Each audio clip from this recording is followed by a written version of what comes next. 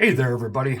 Boy, I tell you, really have not figured out. I guess I shouldn't say not figured out, but I've gone a couple of different ways in how I wanted to do this video on this Rebel Time Aquafin.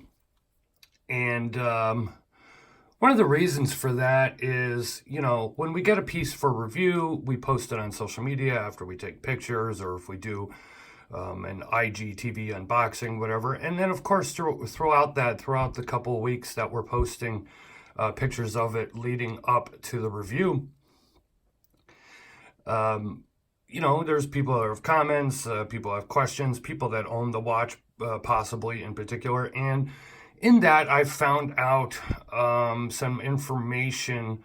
I'm looking at it, coming from a guy who owns one and talked to a couple others. They got the watches off of Watch Gang. If you're not familiar with that, it's a subscription service. And there's been problems with it. The loom hasn't been so good, and the crown is not winding in the first position. It's not winding the watch. So they either have to keep it on a winder, or they have to, of course, give it a good shake.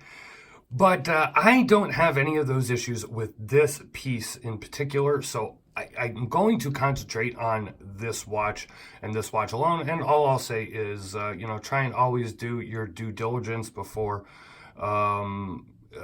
purchasing something. I am not, of course, nor should anybody be the end-all be-all when it comes to should you purchase a watch or not. Ask around in groups, ask around on forums, etc. Do some of your research from people that own one and see what they say.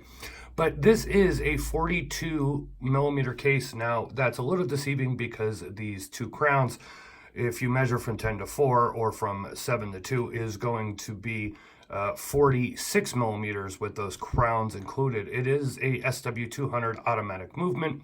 It is a domed sapphire crystal, as you can see. Comes in a rubber strap and a bracelet. I'll grab the bracelet here momentarily to show it to you. 13.5 millimeters thick. This is a 316 stainless steel case, and it does have a PVD or is it a PVD or a DLC coating? They list it specifically as a DLC coating. Now this one is the black and the red. There is a blasted version with DLC highlights that has yellow, and also one that is all black with white. Your price on this, excuse me, I didn't get through all the specifications yet because I was rambling on. 13.5 millimeters thick, 42 millimeter without crowns, 46 millimeters with crowns. A very short 48 millimeter lug to lug. And your lug width is 22 millimeters.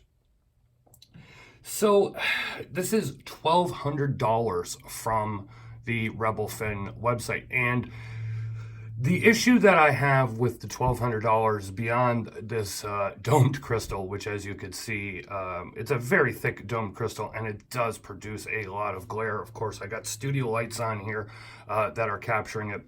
But the basic problem that I have is going back and looking at their Kickstarter project. Their Kickstarter project, the campaign was, the early bird was under 450, I think, or right around it, and then at some point 460, 470, you could have got one of these through their Kickstarter. And from looking at it, their Kickstarter took quite a long time for them to deliver the watches eventually, well over a year, from what I remember looking at. I think they did it, August 2017, and they started shipping in December or so of 2018, or between November and December of 2018. So quite a long time. Now, okay, Kickstarter prices are always going to be cheap. That's part of the deal of Kickstarter or a pre-order, that you're going to be able to secure a really good price. But it stated specifically that the retail price was going to be $799.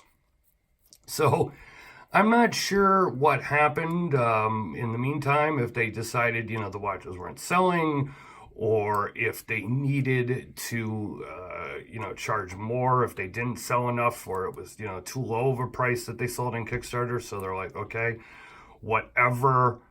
remaining stock that we have on these, we need to charge more money for. Whatever the case may be, $800 to $1,200, that's a $400 difference in price, of course. So that is kind of a big deal in my opinion.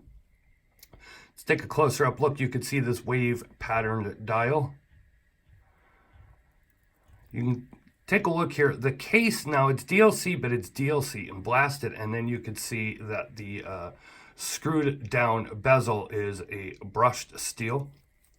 You take a look at the SW200 on the exhibition case back here.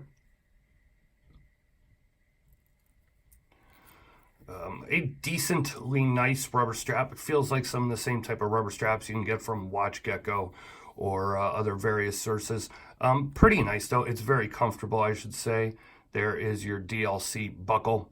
And overall, I would say this is very comfortable on the wrist. So let me, I want to quantify here that I really don't have a problem with the build quality of the watch case. I'm not a big fan of this domed crystal in particular. You'll notice one of the things that it does is you can't see that logo all the time. This is in real life too. So if you're wearing this in real life and you look down, you're just going to see that. It's kind of weird that they went with that, and then with that domed crystal on top, it's just going to cause a lot of reflection and block out that logo. But overall, I would say, the quality of the case and everything is actually very nice in this example that I have here. Really no problems with it, and I do quite like the design. I am not a fan at all of time set and diving written. I don't know who they're marketing this to with that on there. Like, if you're 6 and you've never owned a watch, I guess that would be helpful, but I'm sorry. That's just... Or if anything, my God, if you need help, and I'm not saying that there aren't people out there, beginners or newbies that maybe don't know, what the 2 crowns are for, but just put it in the instruction manual. This does not need to be written on there whatsoever. Now, I'm just not a fan of a lot of things written on watches as it is. So, like on the cases, on the crowns, like in that regard. And it's like, okay, so you went with the writing there, and then you leave the crowns blank instead of putting a little logo or something on there. That's just my opinion, though. Let me get to the bracelet here. Let me go ahead and grab the bracelet. So here is the bracelet. We've seen this bracelet before. This is not a custom piece. You could see we've seen this clasp before. We've seen this style of link and bracelet before on many different micro brands. Here's the thing I want to point out. This was coated after it was assembled, and that's how you know, because these links on the inside are not coated, and that is a telltale sign that this was coated after it was put together, which is a cheaper and quicker way of doing things. I'll be honest, I haven't tried it on the bracelet. I don't like the look of the bracelet. The non-coated links on the inside really turned me off.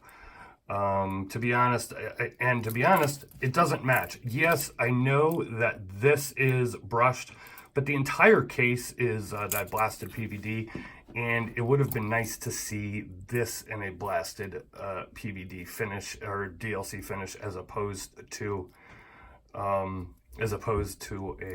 this all brushed DLC finish. And I'll be honest, at this point, I'm not even sure if this is actually a DLC or PVD finished, and that's something that you really can't tell by looking at it. Over time, maybe you could tell how it wears. Also, you have the cheaper stamped clasp, and to me, if you're asking $1,200 for a watch, and this is the bracelet that you're shipping it with, that's a problem. Go ahead here. I'm gonna take off the watch I'm wearing, and we'll put this on my 7.5 inch wrist so you can see what that looks like. And then I'll go ahead and we'll turn off the lights and give you a loom shot. So let's go ahead here. Here it is on my 7.5 inch wrist. So you could see how it wears. Here's how much room I have left on the rubber strap. Let me go ahead. I'll throw this under one of my lights for about 30-40 seconds and give you a look at the Gw9 Loom. Okay, here is a look at that Gw9 Super-Luminova. Like I said, no real issues to me with this loom. It seems to be coated evenly and is actually plenty bright. So no real issues, at least with this example. Now, while those are there's a lot of heavy competition out there in the micro brand world these days, I would say if you got this at that Kickstarter price, $450, between $450 and $500, even with this, what I consider to be a subpar bracelet, it wouldn't be a bad idea. Like, you do have a custom designed case here. You have a really cool looking dial. Again, I'm not a fan of that dome sapphire crystal, but I know many are. You're still getting a Swiss SW200 movement and all that.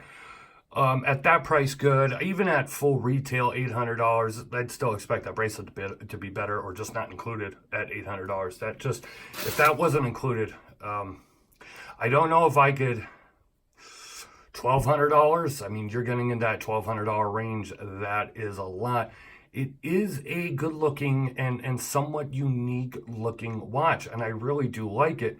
But I felt I had to mention, a lot of these points about it. If you want to see more of my thoughts and comments, go ahead and go over to watchreport.com. I'll have a link down in the description below. You want to follow us on social media. It is Facebook, Twitter, and Instagram. It is at Watch Report, of course. Definitely do check us out there. We're also doing unboxings for IG television, Instagram television, when we've done 2 so far. So if you want to check that out, make sure to check us out on IG and follow us so you can keep up to date with what we have going on over there. Trying to keep things separate, do little things for IG, do little, different things with YouTube, and do different things on the website, of course. I will have a link to Rebel Time in the description below as well. Make sure you check out the full review. But Don Evans giving you a look at the Rebel Time Aquafin. Thanks for watching. Talk to you on the next one.